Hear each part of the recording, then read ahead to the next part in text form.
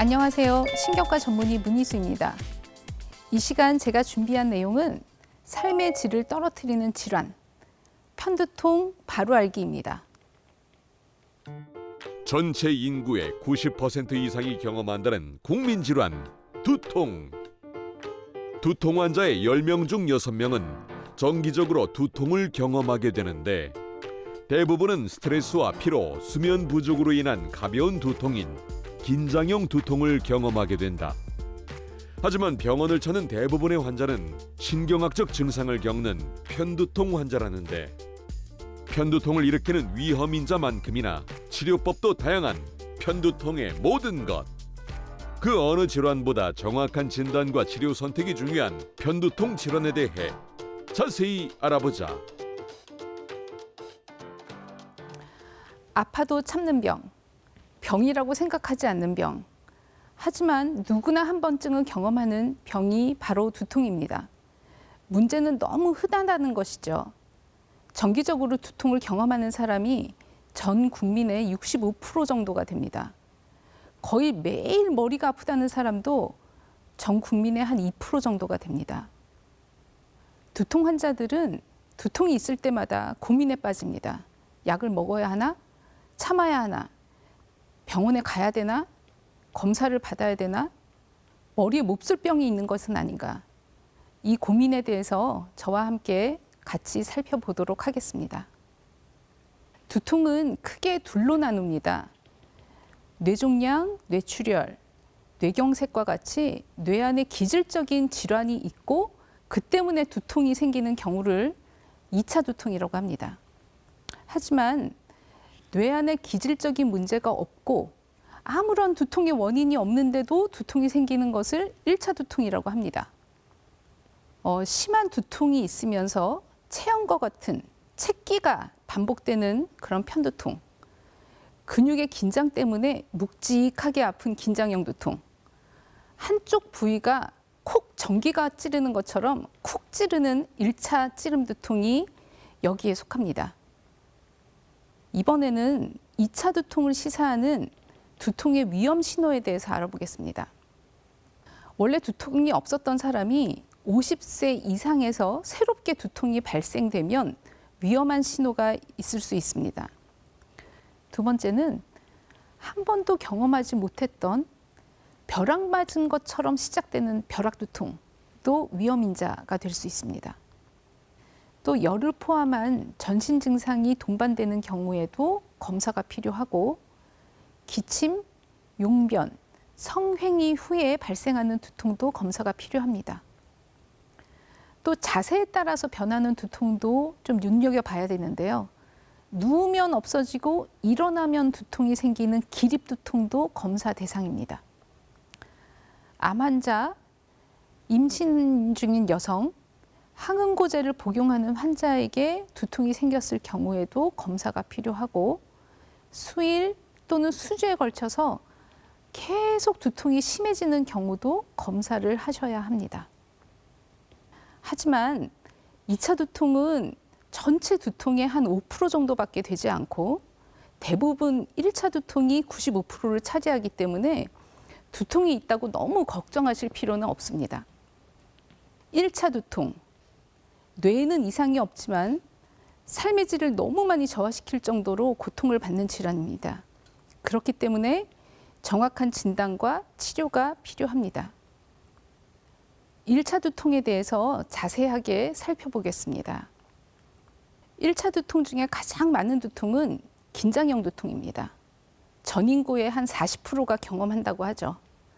환자분들이 긴장형 두통을 어떻게 표현하시냐면 머리가 묵직하다, 무겁다, 조인다, 누르는 것 같다, 머리에 안개 낀 것 같다, 맑지 못하다 이런 식으로 표현을 하시는데요. 심하면 목이나 어깨까지 뻐근한 것이 내려갑니다. 아주 아프진 않아도 짜증날 정도라고 얘기하시고 두통이 있을 때 어디에 집중을 하거나 바람을 쐬고 좀 리프레시하면 잠시 잊어버릴 수도 있는 두통입니다. 이름이 긴장형 두통인 것처럼 머리나 목, 어깨 주변의 근육이 과도하게 긴장해서 그쪽에 혈액순환이 나빠지고 통증 유발 물질이 축적이 돼서 나오는 근육성 두통입니다. 대부분 환경적인 문제가 유발 요인인데요. 과로, 스트레스, 불안이나 우울감 같은 감정적인 문제, 자세 문제, 수면 문제, 또 모든 것을 다 잘해야 되는 그런 완벽주의적인 성격 때문에 발생할 수 있습니다. 물론 도와주는 약이 있습니다. 그렇지만 치료하기 전에 환경적인 문제, 생활 개선, 운동이 더 중요합니다. 다음은 가장 병원을 많이 찾는 편두통에 대해서 알아보겠습니다.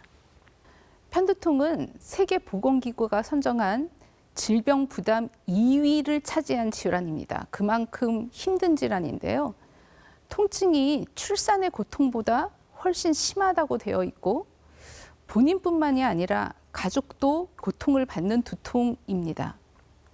하지만 국내에서는 제대로 진단받기까지는 10년이 넘는다는 보고가 있습니다.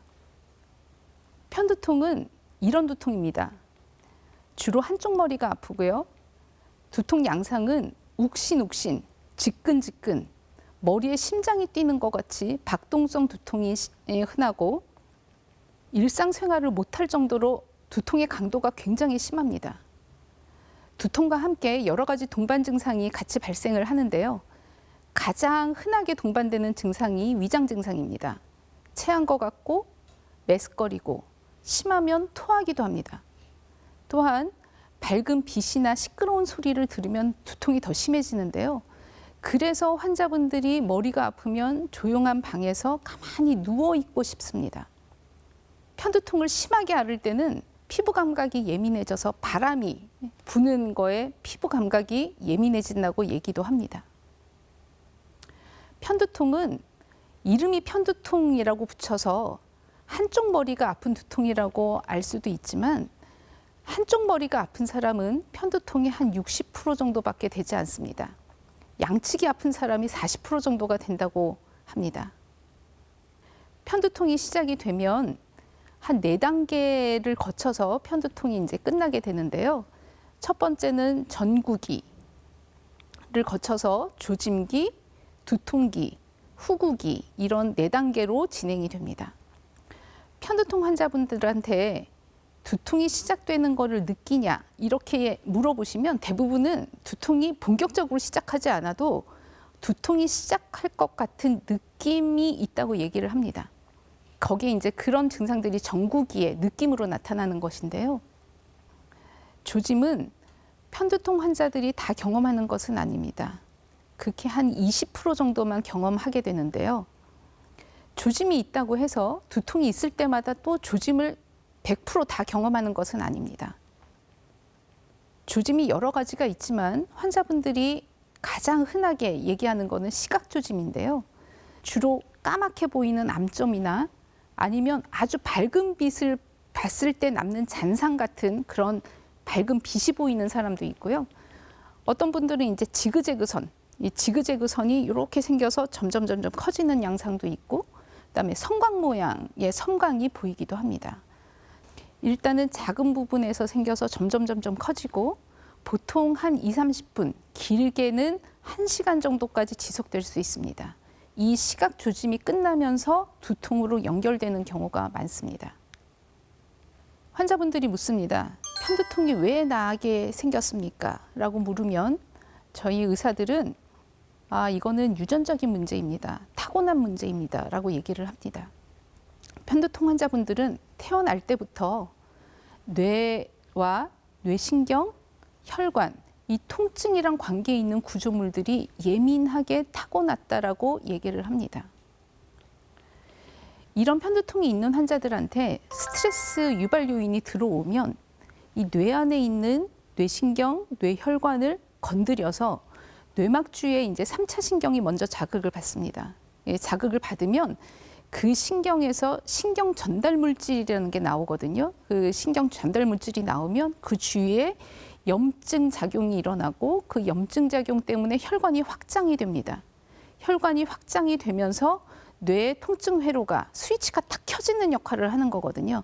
그러면서 통증이 뇌로 전달이 돼서 환자분들은 마치 혈관성 두통 같은 박동성 두통을 느끼게 됩니다. 편두통은 여성이 남성보다 3배가 흔합니다. 여성의 유병률을 18% 정도로 잡고 남성은 한 7% 정도로 잡는데요. 이 이유는 여성 호르몬 때문입니다.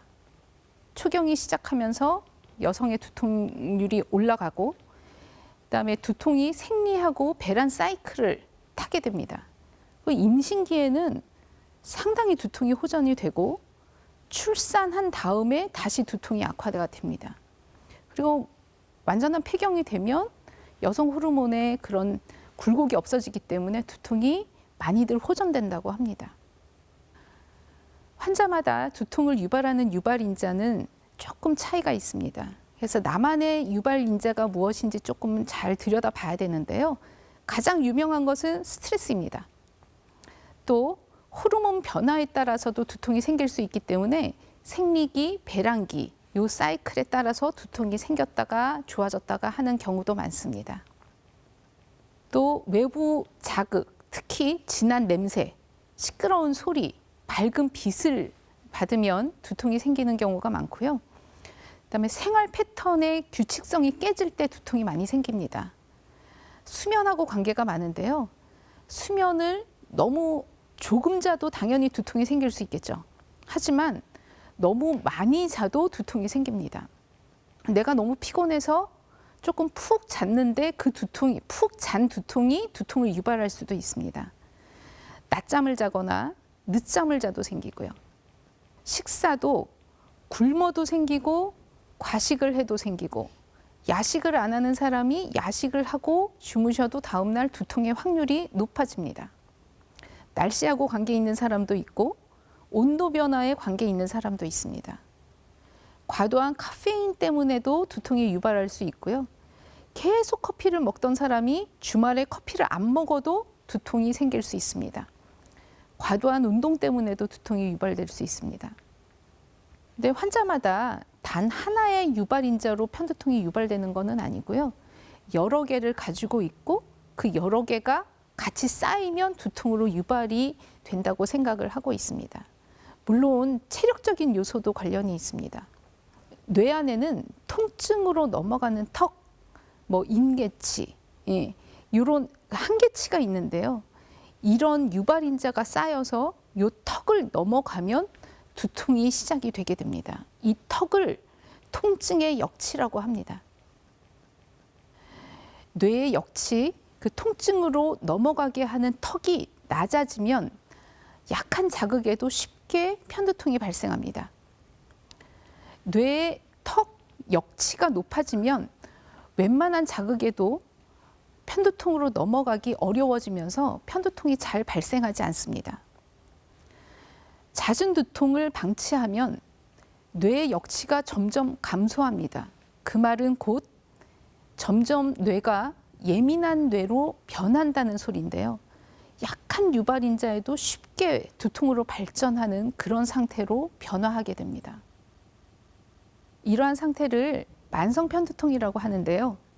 임상적으로는 환자들이 처음에는 초기에 자고 일어나면 좋아졌다. 약 한 번으로 잘 들었다. 이렇게 얘기를 하지만 자고 일어나도 안 좋아지고 진통제를 더 먹게 되고 이러다가 점점 두통 빈도가 더 많아지면 우울감과 불안감이 동반이 되고 점점 치료하기 어려운 난치 두통으로 변하게 됩니다. 만성 편두통으로 악화되는 요인이 무엇이 있을까요? 환자분들이 요즘에 두통 빈도가 점점 늘어난다고 하면 의사들은 물어보는 질문이 있습니다. 최근에 체중이 늘어났냐는 질문인데요. 체중이 늘어날 때 두통의 빈도가 같이 늘어나는 경향이 있습니다. 또 두통이 두통을 부른다는 소리가 있는데 두통을 효과적으로 잡지 못할 때 다음 두통을 더 쉽게 오는 경향이 있습니다. 또 진통제를 너무 많이 먹어도 두통이 늘어나게 되고요. 코골이나 불면증 같은 수면장애가 있거나 우울감, 불안감 같은 감정적인 문제가 있을 때도 두통이 늘어납니다. 외상을 당했거나 만성 통증 질환이 같이 있는 경우도 두통이 좀 악화되게 되고요. 과도한 카페인을 섭취할 때도 두통이 늘어나게 됩니다. 여기서 진통제에 대해서 한번 말씀드리고 싶습니다. 두통이 있을 때마다 진통제를 복용해 보신 분들이 많으실 겁니다. 그런데 두통약 때문에 두통이 심해질 수 있다는 것을 아시는 분들은 그렇게 많지 않습니다. 환자 입장에서는 머리가 아파서 진통제를 먹었는데 이 두통약 때문에 두통이 더 심해질 수 있다고 이렇게 생각할 수도 있는데요. 이런 두통을 약물 과용 두통이라고 합니다. 두통약에는 혈관을 약간 수축시키는 약물들이 많거든요. 편두통은 뇌 안에 이제 그 염증이 생기면서 혈관이 약간 확장되면서 생기는 그런 두통이기 때문에 두통약에 혈관을 수축시키는 효과가 들어있으면 효과는 더 좋습니다. 그런데 이런 약을 많이 드시면 어떻게 될까요? 뇌 혈관이 더 약 때문에 수축하게 됩니다. 근데 이 약은 한 6시간에서 한 10시간이면 약효가 빠지잖아요. 약효가 빠질 때 혈관이 다시 제자리로 늘어나면서 환자분은 또 두통으로 인지합니다. 그러면 또 약을 먹죠. 약효과가 빠질 때 또 아프죠? 그럼 또 약을 먹죠. 이게 악순환이 되는 겁니다. 두통 때문에 약을 먹고 약효과가 끝나면 또다시 약을 먹어야 하는 상태. 이 진통제가 없으면 생활하기 어려운 상태가 되면서 치료는 점점 어려워지게 됩니다. 그럼 두통약을 어느 정도 복용하면 이런 두통, 과용 두통이 생길 수 있을까요? 약마다 조금 다르긴 한데요. 모든 약이 다 많이 드시면 생길 수 있다고 생각하셔야 됩니다. 아세타미노펜이나 아스피린, 그다음에 비스테로이드 항염제 같이 단순 성분의 진통제는 한 달에 15일 이상 드시면 생길 수 있고, 그 외에 카페인이 들어가 있는 복합제라거나 아니면 트립탄과 엘고타민 같은 편두통 전문 약제들, 그다음에 마약성 진통제는 한 달에 열흘 이상 노출이 될 때 발생할 수 있습니다. 약물 과용 두통이 생기면 어떻게 해야지 좋아질 수 있을까요? 일단 과용한 약물을 중단만 해도 좋아질 수 있습니다. 근데 약을 끊고 두통이 좋아질 때까지는 보통 한 2주 정도가 걸리는데요. 과용했던 약물이 약효가 빠지면서 환자분은 조금씩 좋아지는 것을 느낄 수 있습니다. 근데 약물을 중단하면서 본격적인 편두통 예방 치료까지 같이 병행한다면 두통은 더 빨리 좋아질 수 있습니다. 치료하는 것보다 더 중요한 거는 약물 과용 두통을 만들지 않는 거겠죠. 따라서 급성기 진통제, 머리가 아플 때 드실 수 있는 그런 진통제는 한 달에 8번 이하로 제한해야 합니다. 환자는 두통약을 복용할 때마다 두통 일기나 달력에다가 기록을 남겨서 본인이 내가 한 달에 몇 번 정도 먹었는지 카운팅 하셔야 합니다.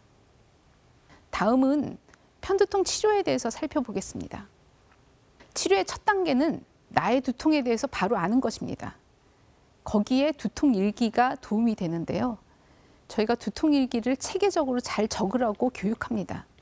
두통이 있을 때 일단 날짜 적으시고, 두통이 어떻게 아팠는지 양상도 적으시고요. 약을 언제 먹었는지, 약의 효과가 좋았는지, 그때 생리 주기였는지, 내가 두통이 있기 전날서부터 어떤 생활을 했는지 그거를 꼼꼼히 적다 보면 유발인자도 찾을 수 있고 두통도 찾을 수 있고 두통의 패턴, 그다음에 약에 대한 반응도, 실제로 내가 편두통인지 긴장형 두통인지도 저희가 정확하게 알 수 있어서 의사 선생님이 진단하고 개인에 맞는 적절한 치료를 찾아주시는 데도 도움이 됩니다. 두 번째는 생활 습관 바꾸기입니다. 어떤 생활을 해야 되느냐고 환자분들이 물어보시는데요. 가장 중요한 포인트는 규칙적인 생활을 하는 것이 가장 중요합니다. 규칙적으로 먹고 과식하지 않고, 규칙적으로 주무시고요. 규칙적으로 적당량의 운동을 하고, 카페인과 술을 줄이고 내가 적어서 찾아낸 유발인자를 피하려고 노력합니다. 세 번째 단계는 두통이 있을 때 통증을 없애기 위해서 급성기 치료를 찾으셔야 합니다. 머리가 아플 때 저희가 먹는 약재들이 있잖아요. 그 약재의 목표는 약을 복용하고 2시간 안에 일상생활에 지장이 없도록 두통을 조절하는 것입니다. 자신에 맞는 급성기 약물을 찾는 것이 중요한데요. 두통 전문가들은 편두통이 맞다면 그냥 단순 진통제가 아닌 편두통 발작을 스탑시키는 전문 약제로 조절할 것을 권합니다. 이 편두통 전문 약제는 진통제하고는 좀 개념이 다릅니다. 편두통을 진행하는 단계에서 딱 중단을 시켜서 회복기로 넘기는 약이라고 이해하시면 되겠는데요. 그러다 보니까 복용하는 시점, 타이밍이 굉장히 중요합니다. 두통이 시작하면 참지 말고 바로 복용하는 것이 맞는데요. 이 약제 또한 약물 과용 두통을 일으킬 수 있기 때문에 한 달에 8일 최대한 열흘이 넘지 않도록 주의하셔야 됩니다. 그럼에도 두통 빈도가 너무 많으면 두통 빈도를 줄이기 위한 예방 치료가 필요합니다. 예방 치료는 머리가 아플 때 안 아픈 치료라고 생각하시면 안 되고요. 내가 두통이 한 달에 20일 있는데 이 20일을 저희가 급성기 약제를 허용하는 8일 이하로 줄이기 위한 치료라고 생각하시면 됩니다. 편두통 예방 치료는 크게 3가지로 요약을 합니다. 첫 번째는 고전적인 경구 약물, 2번째는 보툴리눔 독소 주사, 3번째는 CGRP 신경 전달 물질에 대한 표적 치료제, 이렇게 3가지로 요약할 수 있는데요. 고전적인 경구 약물은 원래 편두통으로 개발된 약은 아닙니다. 오랫동안 다른 목적으로 사용을 해 오면서 편두통 예방 효과가 밝혀져서 편두통 예방 치료제로 사용을 하고 있는 약인데요. 베타 차단제나 칼슘 통로 차단제, 토피라메이트, 발프로익산 등 뇌전증 치료제들이 바로 그것입니다. 이들 모두 어느 정도 뇌신경과 뇌혈관을 화학적으로 안정시키는 효과가 있기 때문에 편두통 예방 효과를 낼 수 있지만 편두통 특이약물이 아니다 보니까 다른 어지러움이나 저혈압 같은 부작용도 생길 수 있습니다. 2번째는 보툴리눔 독소 주사입니다.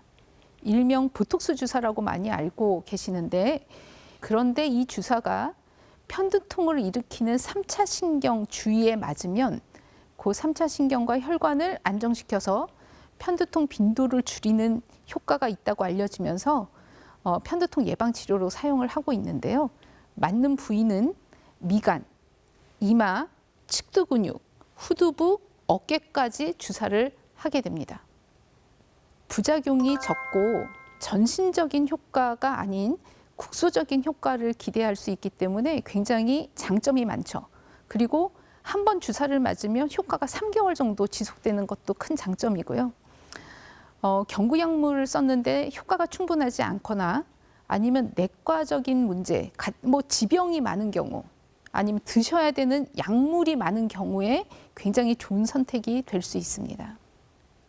마지막으로 소개해드릴 치료는 굉장히 요즘에 센세이셔널한 치료인데요. 편두통을 일으키는 핵심 물질인 CGRP를 표적하는 치료입니다.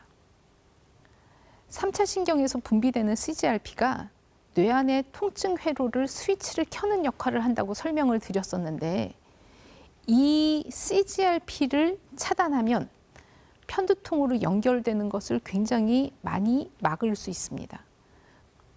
발생하더라도 굉장히 약하게 지나가는 효과도 볼 수 있고요. 하지만 아직 신약이기 때문에 비용적으로 비싸고 모든 환자가 표적 치료에 또 잘 듣는 것은 아니기 때문에 본인에 맞는 치료 방법을 의사 선생님과 같이 찾는 것이 중요합니다.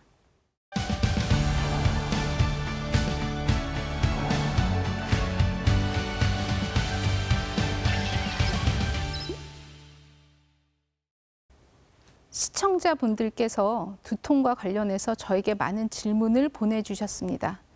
저와 함께 같이 확인해 보겠습니다. 평소에 편두통이 자주 있는 편인데 추후 뇌혈관 질환이 오지 않을까 걱정입니다. 괜찮을까요? 최근에는 편두통이 뇌경색이나 혈관성 치매의 위험성을 조금 높인다는 그런 연구들이 보고가 되고 있습니다. 만성적이고 반복적인 두통이 있을 때 뇌와 뇌혈관 구조가 취약하게 만들고 결국은 변성을 가지고 온다는 연구들이 있지만 수치적으로는 위험성이 그렇게 크지 않기 때문에 편두통이 있다고 뇌경색, 치매를 걱정하실 필요는 없습니다. 하지만 이러한 연구로 편두통 관리의 중요성은 점점 부각되고 있는데요. 특히 시각 조짐이 있는 편두통이 있으면서 담배를 피거나 경구 피임제를 먹는 경우에는 위험성이 좀 많이 높아지게 됩니다. 그래서 주의가 필요하고 두통 빈도가 많은 만성 편두통 환자는 약물로 조절이 필요합니다. 운동이 두통을 예방하는 데 도움이 된다고 하는데 어떤 운동을 어떻게 해야 할까요? 운동은 체력도 높이고 하면서 두통에 도움이 됩니다. 예방 효과를 가지고 있다고 생각을 하는데 고강도 운동은 오히려 두통을 유발할 수도 있습니다. 특히 복압이 많이 올라가거나 숨을 오래 참아야 되는 운동이 더욱 많이 유발을 하는데요. 특히 수영과 같은 운동, 고강도 웨이트는 두통을 유발할 수 있습니다. 그래서 환자에게는 두통을 위해서 운동을 찾는다면 저강도 유산소 운동을 하루에 한 40분에서 50분, 일주일에 4번 정도 꾸준히 자주 하는 것을 권합니다. 두통이 있을 때 카페인을 먹으면 좋아지는 것 같은데 두통 환자에게 커피를 마시지 말라고 하는 이유는 뭔가요? 두통이 있을 때 커피를 마시면 조금 좋아지는 것을 느낄 수 있습니다. 카페인을 두통 약으로도 사용을 하는데요. 과도하게 카페인을 섭취하는 분들은 두통 약을 많이 복용하는 환자와 비슷합니다. 카페인을 많이 섭취하면 두통이 그것 때문에 유발되기도 하고 또 안 먹을 때 또 그게 유발인자가 돼서 두통이 발생할 수도 있습니다. 또한 카페인을 많이 드시는 분들은 저희가 편두통 치료 약제의 효과를 떨어뜨릴 수도 있습니다. 따라서 편두통 환자는 카페인을 조절하는 것이 맞습니다. 두통은 아는 것만큼 조절할 수 있습니다. 무조건 참고 견디기보다 나의 두통을 찾고 조절하는 방법을 찾아서 노력하시는 것이 중요하다고 말씀해드리고 싶습니다. 오늘 저의 이야기가 행복하고 건강한 삶을 유지하시는 데 도움이 되셨길 바랍니다. 감사합니다.